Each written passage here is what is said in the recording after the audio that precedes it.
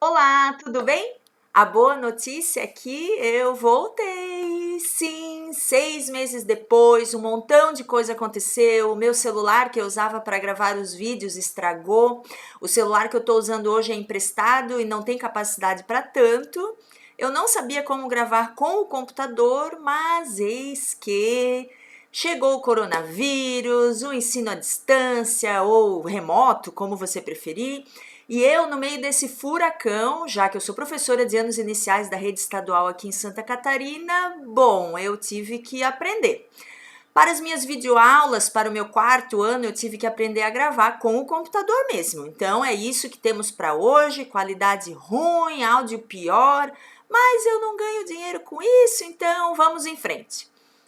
O vídeo de hoje será uma contribuição que eu apresentei em alguns espaços políticos dos quais eu participo, onde eu tento traçar um panorama de onde nós mulheres estamos em relação às políticas públicas no estado de Santa Catarina e também no município de Blumenau. Alguns dados que eu trago são bem regionais mesmo. E se você não for aqui da nossa região, eu penso que ainda assim vai poder aproveitar algumas das informações. Eu acho que não é novidade para ninguém que nós estamos em tempos de profundos retrocessos no Brasil e no mundo. Nós, mulheres feministas de maneira geral, compreendemos que é hora de reafirmar ou talvez até reconstruir os marcos democráticos e fortalecer os instrumentos de formulações coletivas nos movimentos sociais para que possamos juntas dar respostas à altura do que o tempo presente nos exige. Antes de continuarmos, se inscreva no canal, clique no sininho e ative as notificações, tá bom? Vamos lá?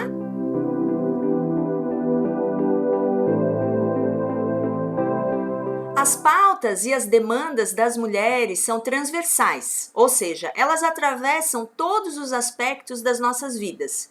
Saúde, educação, economia, segurança pública, mídia, meio ambiente, habitação. Ou seja, não tem como falar nas vidas das mulheres sem falar em educação pública, gratuita e universal para elas e seus filhos. E também, da mesma forma, não há como falar em educação sem falar nas mulheres, que, por exemplo, compõem 80% dos docentes da educação básica brasileira, que geralmente são as responsáveis pelas crianças, que são as trabalhadoras das escolas, para além da sala de aula, também no administrativo, na cozinha, na limpeza. A mesma lógica pode ser pensada para todas as áreas que eu mencionei anteriormente. Portanto, em todas as áreas possíveis de se imaginar, quando há uma crise, as mulheres são as primeiras a serem prejudicadas. A nossa luta como feministas não pode ser descolada de todas as outras lutas. A luta anticapitalista, contra a desigualdade social e por uma distribuição de renda mais justa, por exemplo, anda de mãos dadas com o feminismo. Não podemos ignorar que no Brasil, 34,5% da população urbana vive em assentamentos precários, sendo que a maioria desses lares tem à sua frente mulheres e principalmente mulheres negras. A pobreza no Brasil é feminina e é negra. No cenário econômico, Santa Catarina, o meu estado, apresenta o sétimo maior PIB do país e o quinto maior PIB per capita. Os índices sociais do estado estão entre os mais altos do país e da América do Sul. Nós temos aqui o mais elevado índice de expectativa de vida do país, empatando com o Distrito Federal. As mulheres aqui vivem 83 anos e os homens 73,4 anos. Temos a menor taxa de mortalidade infantil, 9,9 óbitos a cada 1.000 nascidos, e também somos a unidade federativa com a mais baixa desigualdade econômica e mais baixo analfabetismo do Brasil. Ainda que com dados econômicos tão animadores, Santa Catarina segue sendo, ainda assim, um dos piores estados do país para ser mulher. Em 2019, nós tivemos, em média, um feminicídio por semana. Segundo o Atlas da Violência de 2019, os assassinatos de mulheres aumentaram 55% e de negros 187% de 2007 a 2017. O Sinan, que classifica a orientação sexual da vítima, registrou no país aumento de 10% a 15,7% de casos de violência contra homossexuais e de 30,9% para 35,3% os casos de violência contra bissexuais em 2015 e 2016.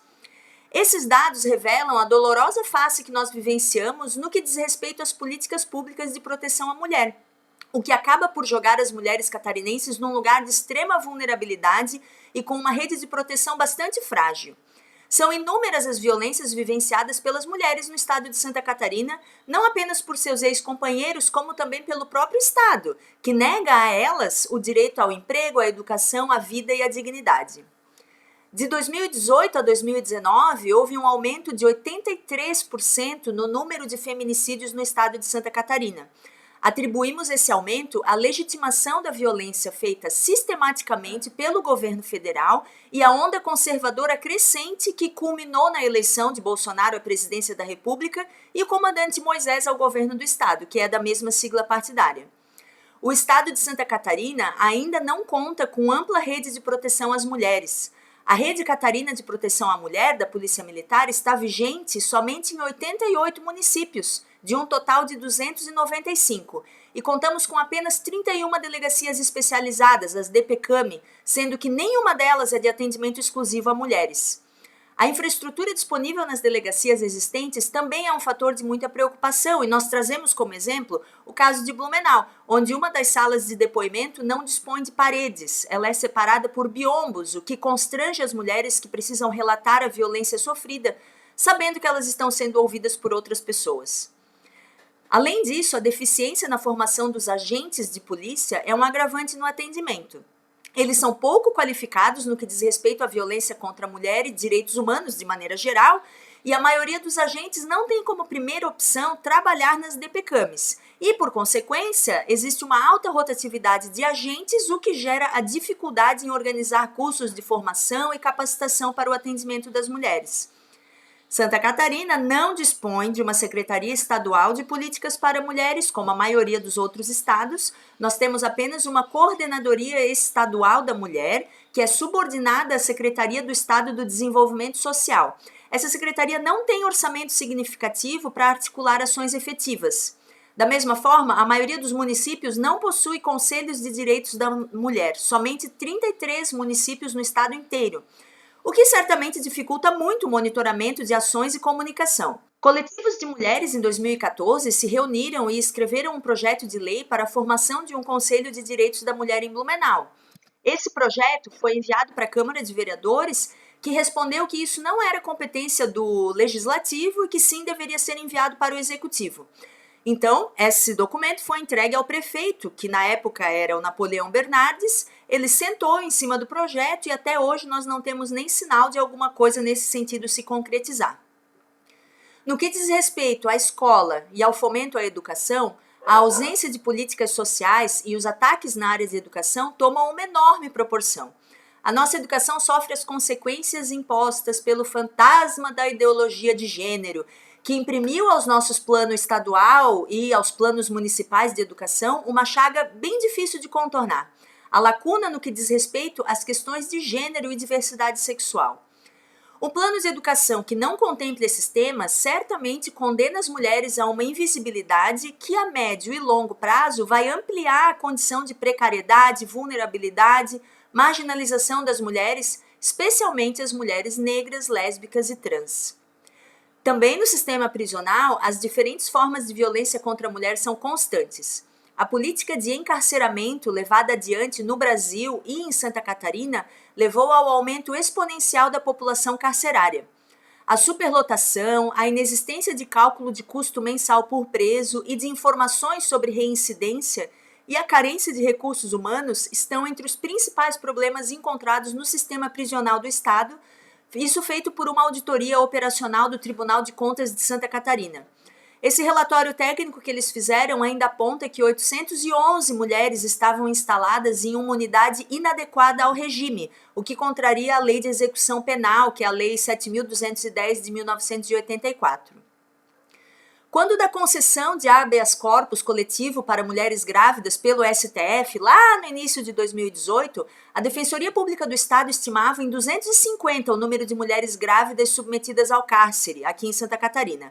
A maioria dessas aprisionadas são presas provisórias, isso é, sem condenação judicial e acusadas de tráfico de drogas. Ou seja, a gente também precisa debater guerra às drogas e o encarceramento em massa. Esse também é um assunto em pauta para as feministas.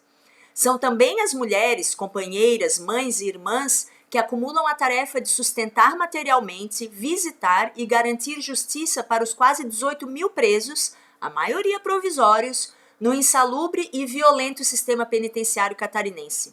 Para essas famílias, o Estado estende a pena de prisão através do silenciamento e da estigmatização dos seus familiares, sem procedimento adequado de apuração e julgamento dos casos e sem oferta de programas de ressocialização eficazes que sejam capazes de promover a reinserção social dessas pessoas.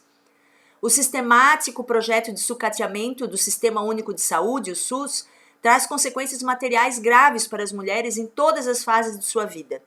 A dificuldade no acesso a questões básicas como exames de rotina, o preventivo de câncer, vacinas, contraceptivos, anticoncepcionais, DIUs, ligadura de trompas, condenam as mulheres a recorrer ao sistema privado quando têm condições ou simplesmente padecerem de males que poderiam ser facilmente evitados se o atendimento fosse eficaz.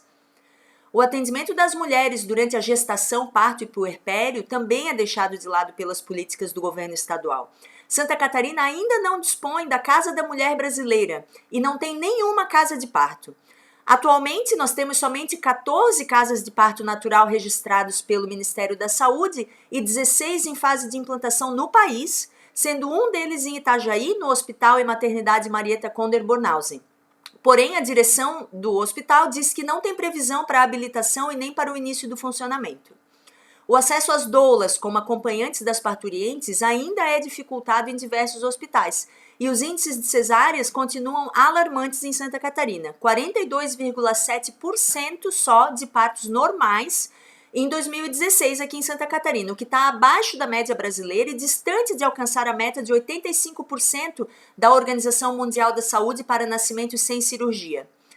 O feminismo também precisa alcançar as mulheres LGBTs através da luta para que elas sejam incluídas no mercado de trabalho formal, para que haja promoção da saúde dessas mulheres de maneira orientada, respeitosa e a partir das suas especificidades.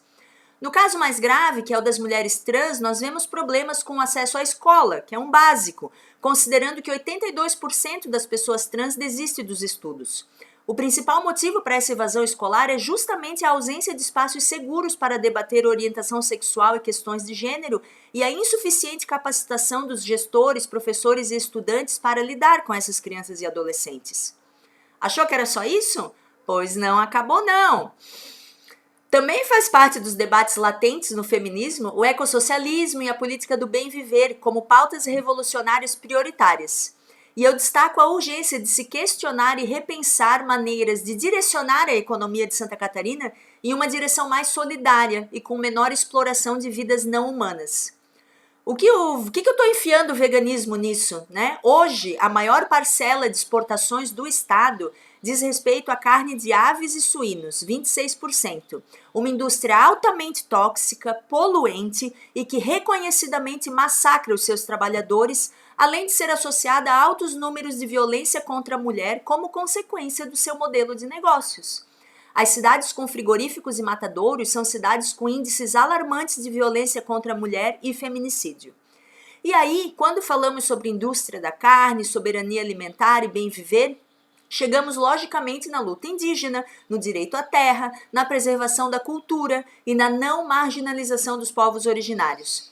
Nós falamos de projetos que produzem orgânicos e vão contra o modelo de agronegócio vigente, promovem a regeneração e proteção do meio ambiente, o convívio em sociedade e a construção de um novo molde de relação entre humanos e natureza. O que o feminismo tem a ver com isso? Como eu falei lá no começo, sempre as mulheres são as primeiras e mais gravemente prejudicadas em qualquer aspecto que nós analisemos. Nesse caso, as mulheres ocupam as linhas de frente da atual crise ecológica. Elas constituem 80% das pessoas refugiadas em função do clima. Somos vasta maioria da força de trabalho rural, ao mesmo tempo em que nós carregamos a responsabilidade pela maior parte do trabalho de reprodução social, provendo alimentação, vestimentas e abrigo para as nossas famílias.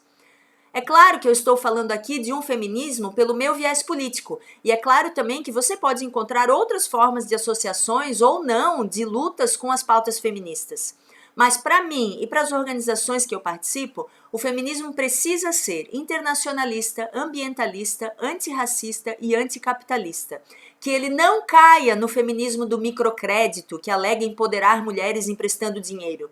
A luta de classes inclui batalhas em torno da reprodução social, por sistema de saúde universal e educação gratuita, justiça ambiental, acesso à energia limpa, habitação e transporte público. Enquanto o neoliberalismo exige mais horas de trabalho remunerado por unidade familiar e menos suporte estatal à assistência social, o que nós chamamos de care crisis ou a crise do cuidado, ele pressiona até o limite famílias, comunidades e, acima de tudo, mulheres. No capitalismo, a violência contra as mulheres não é uma ruptura da ordem regular das coisas, e sim uma condição sistêmica, faz parte e sustenta o capitalismo, assim como o racismo, a LGBTfobia e o especismo. E cabe a nós, mulheres, nos organizarmos, pois, se tudo produzirmos, a nós tudo pertence. Bom, falei demais, por hoje era isso. Eu espero que tenha valido a pena esses 6 meses de sumiço e eu juro juradinho que eu vou tentar manter a assiduidade conforme eu prometi para vocês lá em janeiro. E se você achou esse vídeo útil de alguma forma, por favor, compartilhe ele com seus amigos e conhecidos. Um beijo e até mais!